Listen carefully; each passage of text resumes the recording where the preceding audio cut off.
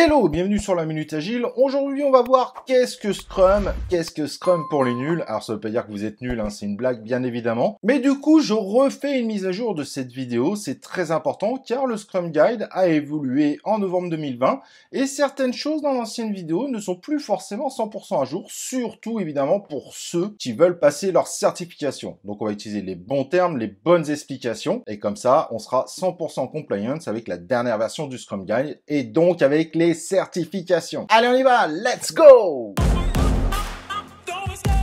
Alors, Scrum est un framework. Un framework, c'est un cadre de travail. Et attention, ce n'est pas une méthode qui va permettre d'aider les gens et les organisations à être capables de générer de la valeur avec des solutions adaptatives pour faire face à des problèmes complexes. Alors, je sais que cette phrase peut paraître complexe, mais en réalité, le Scrum, en fait, vous propose un cadre général où il sera nécessaire, vous, les équipes et les organisations, à alimenter par rapport au contexte et, par exemple, au type de choses que vous voulez réaliser. Et on n'est pas du tout, justement, sur une solution clé en main où on vous dit tout ce que vous devez faire. Je vais vous donner un exemple. Le Scrum, c'est un petit peu comme si vous aviez une lettre recommandée à envoyer. Donc, vous avez le cadre général, vous avez une enveloppe. Vous n'allez pas, évidemment, refaire une enveloppe. Donc, l'enveloppe est là. Vous avez une feuille A4 sur laquelle vous allez écrire votre lettre recommandée. Donc, vous voyez, il y a un cadre de travail général. Pareil, vous n'allez pas reconstituer le stylo pour écrire. En revanche, c'est vous qui allez écrire cette lettre. Et évidemment, ce que vous allez écrire dans cette lettre va dépendre du contexte dans lequel vous écrivez cette lettre. Donc, au final, Scrum, c'est exactement la même chose. C'est l'enveloppe, évidemment, le stylo, le papier. Mais en revanche, si vous envoyez une lettre recommandée avec une page blanche, ça va pas forcément être utile. Donc, il va falloir écrire l'intérieur. Donc, écrire quelque chose qui sera, évidemment, adapté au contexte. Et voilà exactement ce que propose Scrum. Et c'est pour ça que ça en fait un framework ultra populaire et de très grande qualité. En revanche, si en effet, du coup, le cadre est léger, il suffit de regarder le Scrum Guide, c'est 15 pages maximum selon les langues. Et du coup, ça implique une certaine complexité de mise en place. Et donc, maîtriser Scrum est en réalité très difficile. Et dans la dernière version du Scrum Guide, ils mettent énormément en avant un rôle qui est très important, le Scrum Master, qui est renforcé d'ailleurs avec sa responsabilité d'amener l'équipe à être plus efficiente, car souvent, ce rôle était sous-estimé ou complètement dérivé par rapport à ce que proposait Scrum. Évidemment, sur la chaîne YouTube, vous avez toutes les vidéos nécessaires pour bien comprendre ce rôle et n'hésitez pas à aller voir nos playlists qui sont dédiées aux certifications si en effet vous n'êtes pas sur cette playlist pour avoir les vidéos qui sont les plus à jour. Donc Scrum a pour objectif de vous donner un cadre général mais de profiter de l'intelligence collective de l'équipe et pas d'une personne, mais de l'équipe dans sa globalité pour construire le cadre parfait, bien qu'on n'est jamais parfait et le Scrum vous permet d'améliorer au fur et à mesure du temps, mais en tout cas, un cadre adapté à la situation, au contexte, pour avoir une façon de travailler qui est la plus efficiente possible. Et ceci amène donc à un management qui est différent. C'est l'équipe dans la globalité qui va gérer le management de ce qu'elle réalise. L'équipe Scrum casse totalement ces notions de hiérarchie. On est tous ultra importants dans cette équipe. Donc, on est vraiment dans un cadre où l'humain est très important, on fait confiance et ça c'est très important, ça permet d'avoir des équipes au possible évidemment le plus motivées possible. Donc le Scrum est basé sur deux fondations très fortes, l'empirisme et la pensée du Lean. Je ne vais pas rentrer dans le détail sur ces deux fondations très fortes, mais j'ai fait deux vidéos dédiées très complètes sur ces deux sujets et qui vont être très importantes pour bien comprendre évidemment ce sur quoi le Scrum se base. Il faut bien comprendre que le Scrum ne se dit pas agile. Pour autant, utiliser Scrum pour s'agiliser est un framework de qualité, mais le Scrum insiste vraiment sur ses fondations, pensée du Lean, empirisme. Évidemment, un certain nombre de choses se retrouvent par rapport à l'agilité, mais les objectifs sont pas 100% les mêmes entre la pensée du Lean et l'agilité. Scrum se base énormément également sur une approche itérative et incrémentale pour optimiser la prédictibilité et le contrôle du risque. Cette notion d'itérative est évidemment très importante, c'est-à-dire qu'on va avoir ce qu'on appelle des sprints, qui sont en réalité des laps de temps, qui sont rythmés par des séances bien définies. On commence un sprint par une planification, on termine le sprint par une revue du travail réalisé pendant le sprint, et le Scrum vous rappelle qu'il est important également de partir dans l'amélioration continue. C'est évidemment une notion très forte en Lean. Donc à ce moment-là, on fait ce qu'on appelle une rétrospective, pour essayer d'aller chercher des axes d'amélioration. Si on fait ce travail par exemple pendant 2 semaines, eh ben on va enchaîner ces fameux sprints. Un sprint est tout simplement une itération. Ou en faire le sprint 1, donc on fait la planification, on fait la revue, ensuite on va aller chercher nos axes d'amélioration et ensuite quand cela est fini, on passe sur un nouveau sprint, sprint numéro 2, planification, revue de tout ce qui a été réalisé pendant le sprint, amélioration continue, ensuite sprint 3, sprint 4, etc. De façon à pas perturber les équipes et les acteurs extérieurs que vous allez intégrer à certains moments évidemment dans la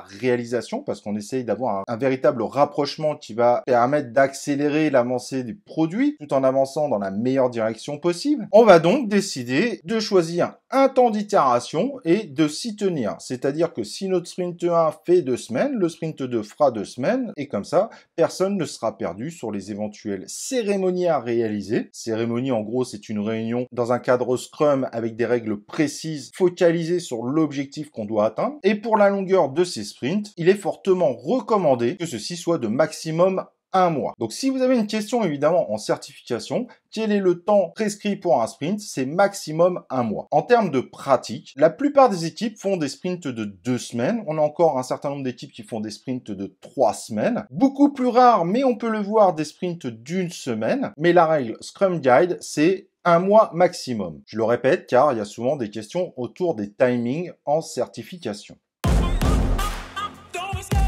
Et la notion d'incrémental, c'est le fait en fait de partir de rien. On ajoute par exemple sur la construction de notre produit une première petite fonctionnalité. Ensuite, grâce à cette fonctionnalité, on va avoir potentiellement un apprentissage. On va du coup construire une nouvelle petite fonctionnalité. Hop, on incrémente. Ensuite, une nouvelle fonctionnalité qui a peut-être bénéficié de l'apprentissage des 2 anciennes petites fonctionnalités qu'on a réalisées. Hop, on incrémente de cette fonctionnalité, etc., etc. C'est une notion en fait relativement simple. On essaye d'avancer au fur et à mesure tout en bénéficiant de l'apprentissage de ce qui a déjà été réalisé.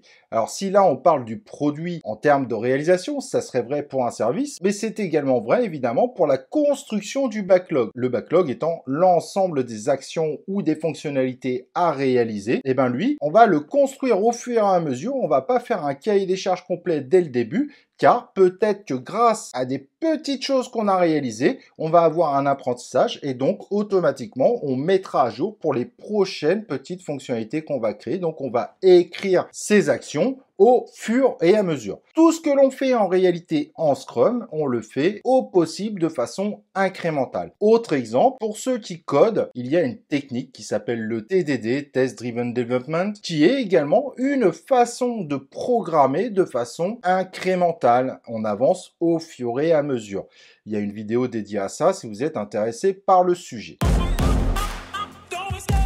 Le Scrum vous rappelle qu'il y a 3 piliers qui sont très importants et tout ce que vous allez faire en Scrum ont pour objectif de respecter ces 3 piliers. On a donc la transparence, on a également l'inspection et on a également l'adaptation. Vous avez évidemment une vidéo dédiée à ces 3 piliers pour bien comprendre ce que cela veut dire. C'est pour ça que je ne vais pas rentrer dans le détail au moment de cette vidéo. Bien qu'à mes yeux c'est moins important, le Scrum a rajouté dans ses dernières versions 5 valeurs qui peuvent sembler un peu bateau. En revanche, si vous passez votre certification, il faudra les avoir sur une de vos fiches car il y a souvent une question gratuite qui va vous demander quelles sont les valeurs en Scrum. Ces valeurs, c'est l'engagement, le focus, l'ouverture, le respect et le courage. Bien évidemment, il y a une vidéo autour de ce sujet que vous pouvez consulter sur cette chaîne.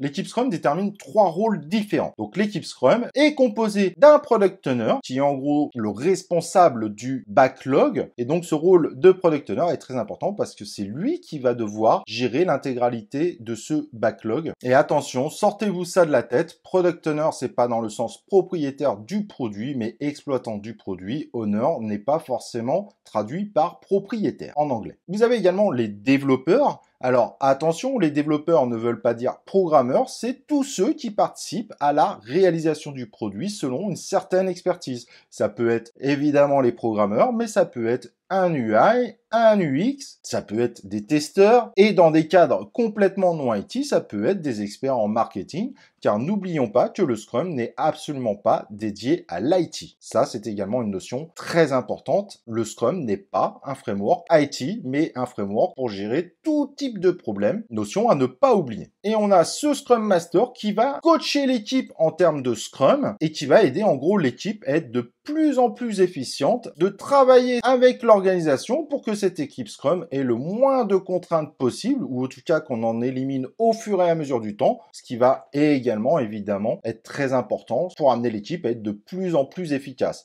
En effet, les problèmes d'efficacité ne sont pas que des problèmes internes à une équipe, mais souvent aussi un problème de contexte général. Évidemment, il y a des vidéos dédiées pour rentrer beaucoup plus en détail sur ces rôles, vous inquiétez pas.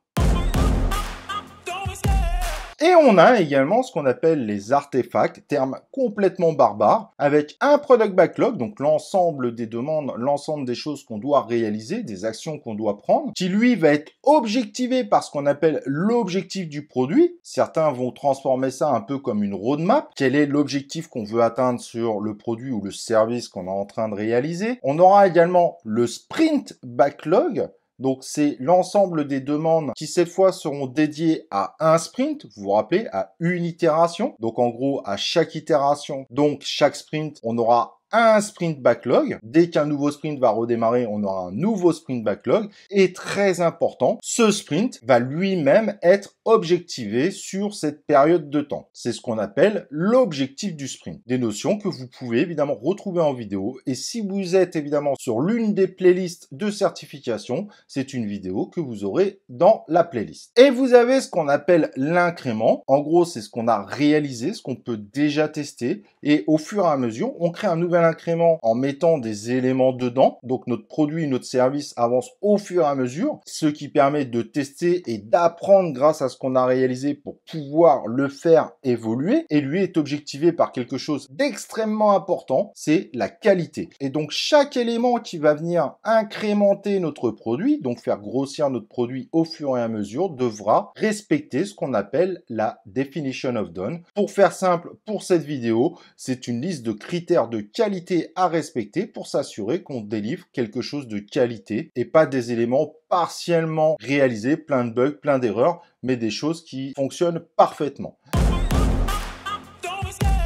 Si vous avez quelques connaissances en ligne, sachez que le Scrum vous recommande très fortement de découper au maximum l'ensemble des éléments que vous voulez réaliser en tout petits éléments, des éléments si possible évidemment indépendants, ce qui va permettre d'alimenter tout petit à petit l'ensemble du produit ou du service que vous réalisez. Ça améliore évidemment notre apprentissage sur ce qu'on est en train de réaliser pour éviter de prévoir des choses qu'on fera peut-être pas dans le futur. Et ceci permet également de beaucoup mieux prioriser. Plus les éléments sont petits et plus c'est facile à la compréhension lors de la réalisation et donc ça limite au maximum les erreurs potentielles car même si on fait l'effort de faire zéro erreur, l'erreur est humaine et c'est comme ça, il faut l'accepter. Mais plus on travaille sur des petits éléments, plus on diminue considérablement les risques d'erreur et en même temps, on a une capacité de priorisation réelle. Des notions évidemment que vous pourrez voir au sein de mes autres vidéos. Voilà, j'étais ravi d'être avec vous. Si vous avez évidemment des questions, n'hésitez pas, il y a la zone commentaire pour ça. J'espère que c'est plus clair pour toi et nous on se retrouve évidemment pour une prochaine vidéo de la Minute Agile.